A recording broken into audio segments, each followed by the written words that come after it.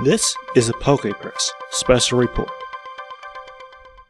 Alright, hi everybody, Steven here with the last part of the travelogues from my trip through Japan. And today we're going to get to the Pokemon Center, but first let's start off in that morning. With our tour group, we went to the Tokyo Government Building, which is this somewhere between like 40 and 50 story tall building, which has these two towers. They're joined at the base, but then you go to the top and there's these atriums, I guess it is, and you can see, obviously really far out. You can see pretty much the entire city, Tokyo Tower, all the neighborhoods. It just extends for miles, and we took some nice photos up there of the landscape. And so that was the city government building, I believe. And so after that, we went over to the Imperial Gardens, which, as the name kind of implies, they have a very large array of different flowers that you can take a look at throughout the park. And they also actually have a few very large fish, which kind of surprised me, I guess, a little bit. And hopefully you're seeing some pictures of those there. So that was our morning that day, and then we were right near Tokyo Station, or the main, I guess, subway station for the city.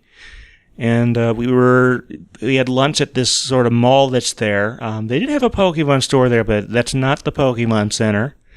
But we had lunch there were 5 of us in our group that we sort of split off from there. And after we ate lunch, we did a little bit of shopping there in the mall, and then we took a train over to the Ginza district, which is where the Pokemon Center is in Tokyo. So, we took a little train ride there, and once you get off, there are actually some signs with English on them, believe it or not, that sort of direct you in the general direction where the Pokemon Center is.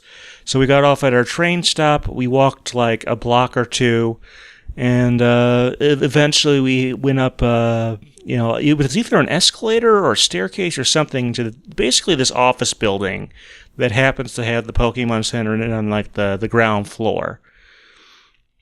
So the store itself, I don't know if it was as grandiose as I maybe expected. I'm not sure exactly what I expected, to be honest. But it's about the size of, the standard mall retail store there. And I should point out again, this is another place. I didn't take any pictures inside because from what I hear, they don't like you to do that. But in any case, it's not super huge. It's not like, a whole supermarket or anything like that. It's basically if you have a specialty retail store in your mall that sells a particular brand of goods, this is what you're going to see here as far as size goes. But they do have a wide array of Pokemon products, apparel, games, media. So you can buy like the DVDs and the Blu-rays and the CDs and stuff like that there. They have cards, lots of booster packs of cards you could buy there. And then they have school supplies, and they even have some snacks, which actually kind of disappointed one of the other people in our group.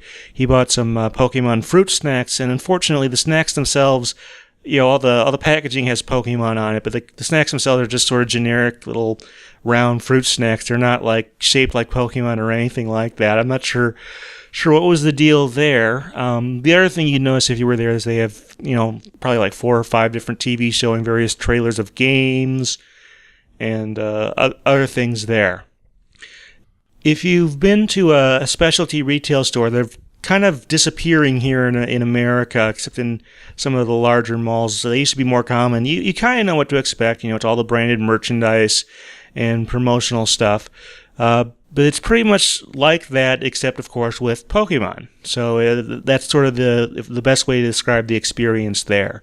Weren't any special events the day I was there or anything like that. So that was what happened there. So I'm sure you're wondering, some of you at least, what did I actually buy? So let's see. This first thing won't surprise probably too many of you if you've been watching my Twitter feed. Lately, I've been tweeting some images of it from the recently released Pokemon Art Academy. But I got a 3DS LL. Yes, in Japan it's called the LL, just like if you bought a double extra large shirt, it would be an LL shirt. So it's the 3DS LL. And one thing I forgot, for whatever reason, the Japanese 3DS LL does not come with an AC adapter. And they were selling those right next to it, but for some reason I did not remember that I needed to buy one.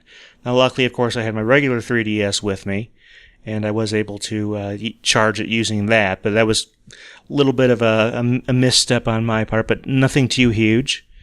As far as games for it, I already had the Game Center CX game from the day before, but I picked up a digital version of Pokemon X and download code for Pokemon Baltrose. So those were obviously the big items I got, but I also got a stamp, because I kind of wanted to use that maybe for some of the scorecards when they complete them at my league or something.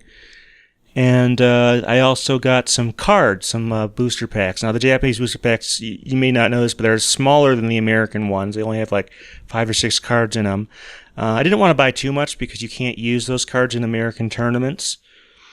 And the other thing is that, I guess because of how much money I spent or something like that, I got this book. It's got, on the front and back covers, it's got a bunch of mega evolved Pokemon and pictures of them and their names in English letters, but it's the Japanese names of the Pokemon. It's a little bit odd. And inside, as far as I can tell, it's all graph paper. I mean, I'm not complaining. I'm guessing it was just because of the amount of money I spent there. They give you a gift if you spend enough.